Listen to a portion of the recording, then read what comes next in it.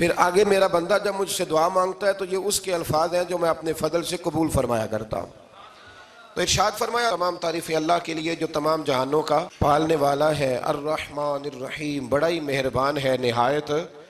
یہ رحمان مبالغے کا صیغہ ہے، یعنی اتنا رحم کرنے والا کہ جتنا کوئی اور رحم نہ کر سکے، اس لیے اللہ ہی رحمان ہو سکتا ہے، بندہ کوئی رحمان نہیں ہو سکتا۔ بندے کو رحیم کہا جا سکتا ہے، نبی پاک رحیم ہے لیکن رحمان نہیں ہے، اس لیے کسی بھی انسان کا نام رحمان نہیں ہو سکتا۔ کسی دکان پر بعض اوقات لوگ نام رکھ لیتے ہیں رحمان بک ڈپو، تو یہ درست نہیں ہے۔ بندے کا نام رحمان نہیں ہو سکتا، عبد الرحمان، اس لیے کہ یہ لفظ رحمان خدا کے علاوہ کسی اور کے لیے بولنا درست نہیں ہے۔ پھر ارشاد فرمایا مالک یوم الدین، اللہ مالک ہے قیامت کے دن کا۔ تو یا اللہ آج کے دن کا مالک بھی تو ہی ہے، آج جو یکم رمضان مبارک ہے تو اس دن کا مالک بھی اللہ ہی ہے۔ تو یہ جو خاص کر کہا مالک یوم الدین، اس کا معنی یہ ہے کہ یہاں کچھ لوگ عارضی طور بھی تو بعض چیزوں کے مالک ہیں نا، یہ زمین میری ہے، یہ گھڑی میری ہے، یہ گھر میرا ہے، یہ بچے میرے ہیں، عارضی طور پر بھی تو لوگ مالک ہیں، لیکن قیامت کے دن عارضی طور پر بھی کوئی مالک نہیں ہوگا۔ قیامت میں ساری بادشاہی فقط میرے اللہ کی ہوگی۔ بلکہ رب کریم فرمائے گا کہاں ہیں وہ لوگ جو دنیا میں بادشاہ بنا کرتے تھے، کدھر؟ بڑے بڑے کج کلا جو کہتے تھے کہ ہم اٹھتے ہیں تو لوگ اٹھتے ہیں، بیٹھتے ہیں تو دنیا بیٹھ جاتی، وہ کہاں ہے؟ جب کوئی نہیں بولے گا تو رب فرمائے گا للہ الواحد القہار، آج ایک رب واحد اور قہار کی حکمرانی ہے۔ پھر ارشاد فرمایا ایاک نعبد و ایاک نستعین، بے شک ہم تیری ہی عبادت کرتے ہیں اور تجھی سے مدد چاہتے ہیں۔ عبادت بھی اللہ کی ہے اور مدد بھی، یہ جو بندوں کے ذریعے بعض اوقات مدد ہوتی ہے تو یہ مدد بھی اللہ کی ہے، یہ مدد بھی اللہ کی ہے۔ یہ کسی بندے نے مائک بنایا ہے جس کی مدد سے آپ تک آواز جا رہی ہے، تو اس کو عقل کس نے دی تھی بنانے کی؟ تو پھر مدد کس کی ہوئی؟ اللہ کی۔ تو دنیا میں کوئی بھی جو مدد کرتا ہے وہ اللہ کے ولی کریں، نبی کرے، پیغمبر کریں، تو وہ مدد کس کی ہے؟ اللہ کی، اس لیے کہ وہ ذاتی طور پر کچھ بھی نہیں کر سکتے، اگر اللہ انہیں توفیق نہ دے وہ کسی کی مدد نہیں کر سکتے۔ تو ایاک نعبد و ایاک نستعین، ہم تیری ہی عبادت کرتے ہیں، تجھی سے مدد چاہتے ہیں۔ اہدنا الصراط المستقیم، اے اللہ ہمیں سیدھا راستہ دکھا۔ کون سا راستہ سیدھا ہے؟ کون سا راستہ سیدھا ہے؟ تو اللہ نے خود ہی فرمایا ایسے ہی نہ بھٹک جانا، راستہ سیدھا وہ ہے صراط الذین انعمت علیہم، ان لوگوں کا راستہ سیدھا ہے جن پر اللہ نے انعام فرمایا ہے۔ اور وہ کون ہے؟ قرآن مجید نے خود فرمایا انعم اللہ علیہم من النبیین والصدیقین والشہداء والصالحین، وہ نبی ہیں، صدیق ہیں، شہید ہیں اور نیک لوگ ہیں۔ فرمایا اپنی مرضی کے راستے پہ چلو گے تو بھٹک جاؤ گے، رب کی بارگاہ میں سوال کرنا کہ وہ تمہیں نبیوں کے، صدیقوں کے، شہیدوں کے اور نیک لوگوں کے راستے پہ چلائے۔ غیر المغضوب علیہم ولا الضالین، نہ ان لوگوں کے راستے پہ چلا جن پر تیرا غضب ہوا، اور نہ ان کے راستے پہ چلا جن پر تو ناراض ہوا، جنہیں تو نے گمراہ کیا، ان لوگوں کے راستے پہ نہ چلا، بلکہ ان لوگوں کے راستے پہ چلا جن پر تیرا انعام ہوا۔ یہ جو لوگ ہیں نا مغضوب علیہم ولا الضالین، ایک گروہ یہودیوں کا ہے اور ایک عیسائیوں کا ہے۔ کہا جا رہا ہے یا اللہ نہ یہودیوں کے راستے پہ چلا اور نہ عیسائیوں کے راستے پہ چلا، ہمیں تو ابوبکر صدیق کے راستے پہ چلا، ہمیں تو عمر فاروق کے راستے پہ چلا، عثمان غنی، مولا علی اور جناب ابو ہریرہ کے راستے پہ چلا۔ اب یہ سورہ فاتحہ کا تو میں نے مکمل ترجمہ عرض کیا۔ سورہ بقرہ یہ قرآن مجید کی سب سے بڑی سورہ ہے۔ ایک حدیث اس کی فضیلت پہ سن لے، نبی کریم علیہ السلام نے فرمایا جس گھر میں سورۃ بقرہ پڑھی جائے نا، فرمایا جن کیا وہاں سے تو شیطان بھی بھاگ جاتا ہے۔ سورہ بقرہ گھروں میں پڑھیں، یہ سب سے بڑا تعویذ ہے۔ اگر گھر میں جنات ہوں، کوئی آسیب ہوں، اور یہ وہ والا تعویذ ہے جو مدینے والے رسول نے عطا فرمایا ہے۔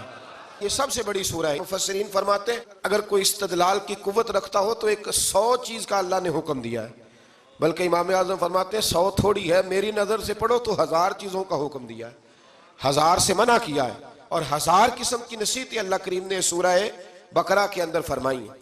اس سورہ مبارکہ کا جو پہلا رکوع ہے نا، اس میں جو سب سے پہلی آیت ہے وہ ہے الف لام میم، ان کو کہتے ہیں حروف مقطعات۔ پہلا لفظ ہی جب کوئی قرآن مجید کا پڑھتا ہے نا، بہت بڑا عالم فاضل، بہت بڑا محدث، تو اسے یہ کہنا پڑتا ہے کہ میں نہیں جانتا، اللہ جانتا ہے یا اللہ کا رسول جانتا ہے۔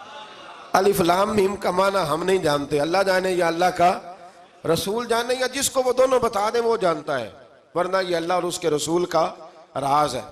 یہ آگے ارشاد فرمایا ذالک الکتاب لا ریب فیہ، یہ وہ عظیم کتاب ہے جس میں شک کی کوئی گنجائش نہیں ہے۔ ھدی للمتقین، یہ ہدایت ہے پرہیزگاروں کے لیے۔ سوال یہ ہوتا تھا کہ یا اللہ جو متقی پرہیزگار ہیں وہ تو پہلے ہی ہدایت پہ ہیں، تو قرآن بھی اگر انہیں ہدایت دے گا تو پھر جو گنہگار ہیں ان کی ہدایت کہاں ہے؟ تو اس آیہ مقدسہ کا معنی مفسرین نے یہ بیان فرمایا ہے کہ مطلب اس کا یہ ہے کہ قرآن ہدایت دیتا سب کو ہے، لیکن اس سے ہدایت حاصل متقی لوگ کرتے ہیں۔ بارش برستی ہے نا سب جگہوں پہ، لیکن اگر کسی نے فرش کرایا ہو، ٹائلیں لگوائی ہو، تو وہاں پھل پھول اگ سکتے ہیں، سبزہ اگ سکتا ہے، اس کے لیے زمین کا زرخیز ہونا شرط ہے۔ قرآن مجید سب کو ہدایت دیتا ہے، لیکن قرآن مجید سے ہدایت لیتے وہ ہیں جنہیں اللہ نے تقوی والا دل عطا فرمایا ہے، ڈرنے والا دل دیا ہے۔ آگے جو آیات ہیں نا 5، ان میں اللہ تبارک و تعالیٰ نے متقی لوگوں کی فضیلت بیان کی ہے، نشانیاں بیان کی ہیں کہ وہ کون ہوتے ہیں۔ ان میں پہلا ارشاد فرمایا کہ متقی وہ ہوتا ہے جو غیب پہ ایمان لے آتا ہے، اس چکر میں نہیں پڑتا کہ آنکھوں سے دیکھوں گا تو مانوں گا۔ اور دوسرا فرمایا متقی وہ ہوتا ہے جو نماز قائم کرتا ہے اور اللہ کے دیے ہوئے رزق سے اللہ کے راستے میں خرچ کرتا ہے۔ اور تیسرا فرمایا متقی وہ ہوتے ہیں کہ محبوب جو قرآن ہم نے آپ پہ نازل کیا اس پر بھی ایمان لاتے ہیں، اور جو آپ سے پہلے نازل کیا گیا اس پر بھی ایمان لاتے ہیں، یعنی تورات کو، زبور کو، انجیل کو، اس کو بھی وہ مانتے ہیں۔ اور پھر اللہ کریم نے فرمایا اولئک علی ھدی من ربہم واولئک ھم المفلحون، یہ جو لوگ ہیں نا غیب پر ایمان لانے والے، نماز پڑھنے والے، زکوٰۃ دینے والے، پچھلی کتابوں کو بھی ماننے والے، نبیوں کو بھی ماننے والے اور رسول پاک پر ایمان لانے والے، فرمایا یہ وہ لوگ ہیں جو اللہ کی طرف سے ہدایت پر ہیں، اور یہ وہ لوگ ہیں جو دنیا میں بھی کامیاب ہو جائیں گے اور آخرت میں بھی کامیاب ہو جائیں گے۔ پھر آگے نا اللہ تبارک و تعالیٰ نے کفار کا ذکر فرمایا ہے 3 آیات کے اندر۔ مومن کے بعد دوسرا درجہ کس کا ہے ذکر میں؟ کافر کا۔ پہلے بات ہوئی 5 آیات میں مومنوں کی، اب 3 آیات میں ذکر کیا گیا پکے کافروں کا۔ مومن وہ ہوتا ہے زبان سے بھی اللہ اور اس کے رسول کو مانے، ان کی لائی ہوئی چیزوں کو مانے اور دل سے بھی تسلیم کرے۔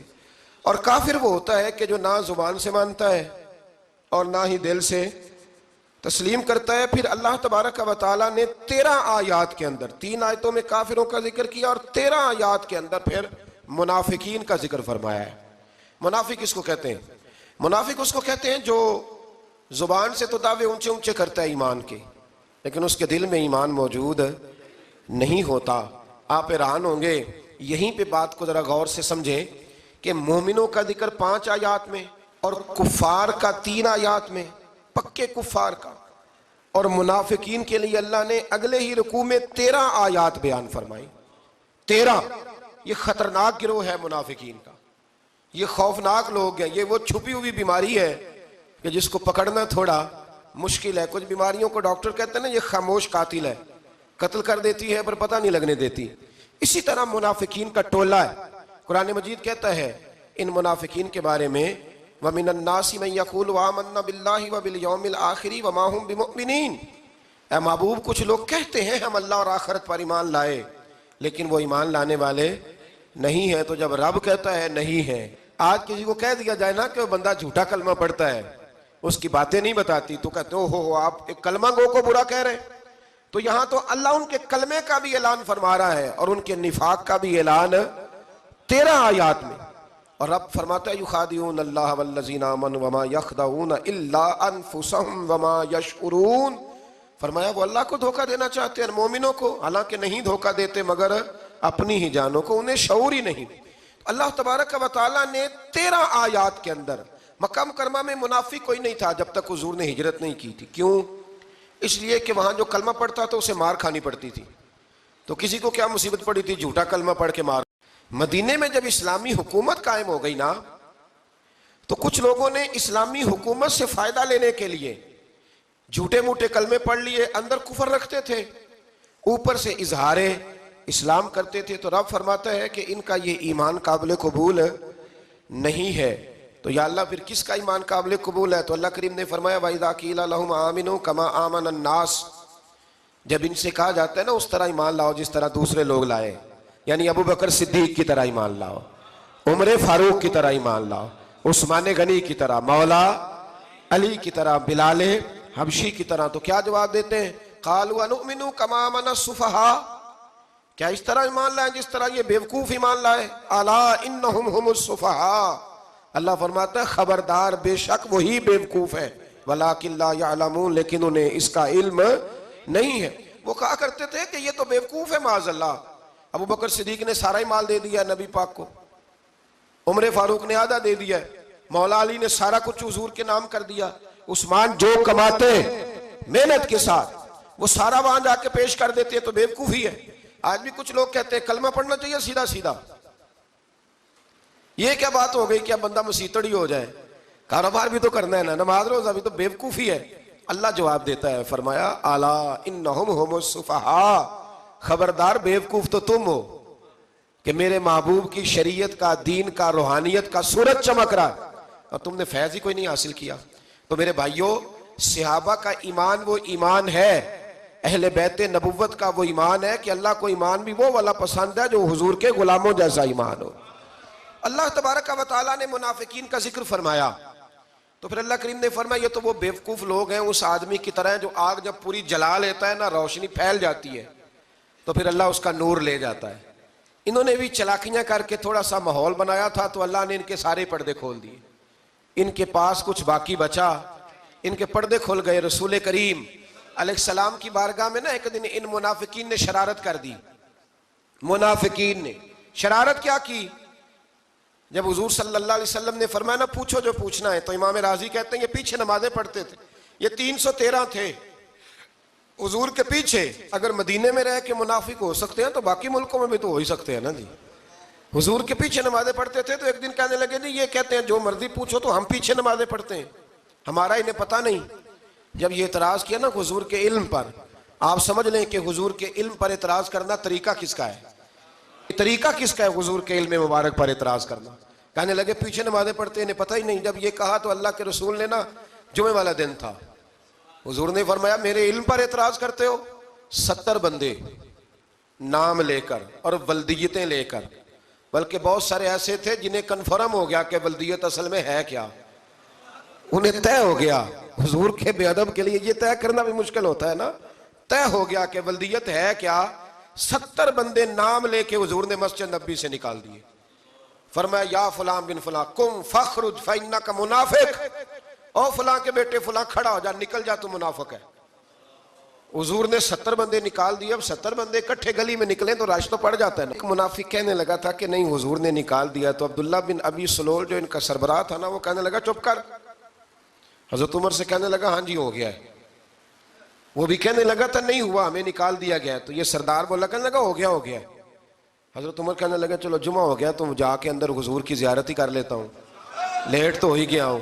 حضرت عمر اندر چلے گئے تو پیچھے سے وہ منافقین اپنے سردار سے کہنے لگے کہ 2 منٹ میں عمر کو پتہ چل جائے گا کہ تم نے جھوٹ بولا ہے، عمر کو جا کے پتہ چل جائے۔ کہنے لگا بڑے پاگل ہو، میں نے تمہاری جان بچائی ہے، نبی پاک نے تو مسجد سے نکالا ہے نا۔ تو عمر کو پتہ چل جاتا نا منافق ہیں، تو ابو بکر بھی مسجد میں تھے، علی بھی مسجد میں تھے، عثمان بھی مسجد میں تھے، بچانے والا ہی کوئی نہیں تھا۔ عمر نے تلوار لے کے تو دنیا سے ہی نکال دینا تھا، تو میں نے جان بچائی ہے، آپ جائیں گے نا اندر تو حضور ٹھنڈا کر دیں گے، فرمائیں گے چلو میں نے نکال جو دیا ہے۔ تو یہ وہ منافقین کی جماعت ہے۔ دوسرے سے تیسرے رکوع میں نا اللہ تعالیٰ نے انسان کو یاد کرایا ہے کہ تو نے عبادت اپنے رب کی کرنی ہے، اور فرمایا رب تمہارا وہ ہے جس نے تمہارے لیے زمین کو فرش بنایا ہے، آسمان کو چھت بنایا ہے، اور آسمان سے پانی برسا کے تو زمین سے پھل اگائے ہیں، رزق لکم، وہ بھی تیرے کھانے کے لیے اگائے ہیں۔ وہ جو آسمان سے بارش برسا کے زمین سے سبز اور پھل اگائے ہیں تو وہ بھی تیرے لیے۔ جب سارا کچھ تیرے لیے بنایا تو بھی تو عبادت کرنا اپنے رب کی، پھر کسی کو اس کا شریک نہ ٹھہرا۔ ایک چیلنج بھی کیا قرآن مجید نے اس رکوع کے اندر، کہا کرتے تھے مکے کے لوگ کہ آپ قرآن مجید کی آیتیں نبی کریم علیہ السلام سے کہا کرتے تھے کہ معاذ اللہ آپ خود بناتے ہیں، بنا کے لاتے ہیں۔ تو اللہ کریم نے فرمایا وَإِن كُنتُمْ فِي رَيْبٍ مِّمَّا نَزَّلْنَا عَلَىٰ عَبْدِنَا فَأْتُوا بِسُورَةٍ مِّن مِّثْلِهِ، اگر تمہیں شک ہو نا اس میں جو ہم نے بندہ خاص پہ نازل کیا ہے تو تم بھی اس جیسی ایک صورت بنا کے لاؤ۔